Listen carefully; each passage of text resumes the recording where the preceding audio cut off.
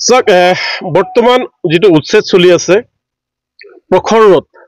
তীব্ৰ গৰম মানুহে ঘৰৰ ভিতৰত থাকিব নোৱাৰে আৰু সেইটো সময়ত অগণতান্ত্ৰিক অমানৱীয়ভাৱে সৌহিদিনা গোৱালপাৰাত উচ্ছেদ কৰিলে আজি আকৌ আপোনাৰ নলবাৰীত উচ্ছেদ কৰিলে আকৌ শুনি আছো লখিমপুৰতো উচ্ছেদ কৰিব মানে এই সাম্প্ৰদায়িক হিমন্ত বিশ্ব শৰ্মাৰ সদায় এটা ৰুটিন থাকে এই ৰুটিনটো হৈছে মুছলমানক কেনেকে নোহোৱা কৰিব মুছলমানক কেনেকৈ এটা দুৰ্বল জাতি হিচাপে প্ৰতিষ্ঠিত কৰিব তাৰ কাৰণে দুৰ্বল কৰাৰ কাৰণে যেতিয়া আপোনাৰ ঠাণ্ডা আহে যেতিয়া আপোনাৰ মানে পৰীক্ষা আহে ছাত্ৰ ছাত্ৰীসকলৰ সেইটো সময়ত মুছলমান লোকসকলক বাছি বাছি তেওঁলোকে উচ্ছেদ কৰে যাতে এই জাতিটোৱে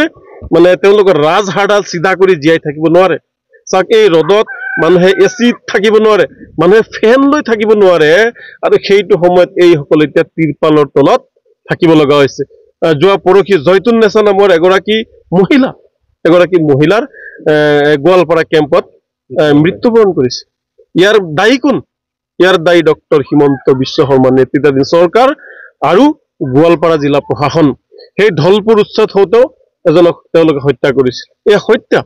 ইয়াক পৰিকল্পিতভাৱে মানে মানুহখিনিক এনেকুৱা কৰা হৈছে এওঁলোকৰ পৰা আহিছে এওঁলোকতো ইণ্ডিয়ান চিটিজেন তেওঁলোক ভাৰতীয় নাগৰিক ন্যায়ালয়ৰ জাজমেণ্টত আছে ন্যায়ালয়ে কৈছে যে ক'ৰবাত যদি উচ্ছেদ কৰিব লগা হয় তেতিয়াহ'লে আপোনালোকে পুনৰ সংস্থাপনৰ ব্যৱস্থা আগত কৰক কিন্তু ন্যায়ালয়ৰ মানে ডিচিশনৰ বিপৰীতে গৈ এই চৰকাৰখনে কাম কৰি আগতে তেওঁলোকে উচ্ছেদ কৰিছে তেওঁলোকে ক'ত যাব কি খাব তেওঁলোকৰ থকাৰ ব্যৱস্থা কি তেওঁলোকৰ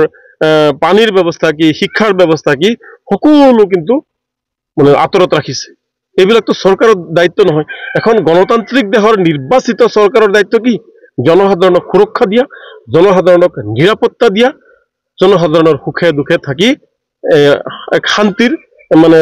অসম কৰা কিন্তু তেওঁলোকে তাৰ বিপৰীত গৈ যি কাম কৰিছে তেওঁলোকেতো এচি ৰুমত বহি আছে আমি যিবিলাকে ভোট দিছো তেওঁলোকেতো আমি এচি ৰুমত তেওঁলোকক বহাই থৈছো তেওঁলোকে ৰাজসিংহাসনত বহি আছে বহি দীঘল দীঘল চহী কৰি চাইন মাৰি একমাত্ৰ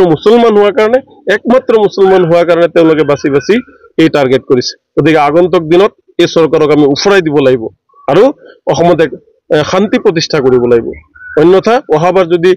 হিমন্ত বিশ্ব শৰ্মা নেতৃত্বাধীন চৰকাৰ আহে আনকি যি বিটিআৰ নিৰ্বাচন আহি আছে তাতেও যদি হিমন্ত বিশ্ব শৰ্মা নেতৃত্বাধীন বা দিলীপ শইকীয়া নেতৃত্বাধীন যদি বিজেপি দলে অকলশৰীয়াকৈ তেওঁলোকে যদি চৰকাৰ কৰে হয়তো বিটিআৰতো উচ্ছেদ হ'ব বিটিআৰতো এটা অশান্তি আহিব পাৰে তাৰ কাৰণে ৰাইজ সজাগ থাকিব লাগিব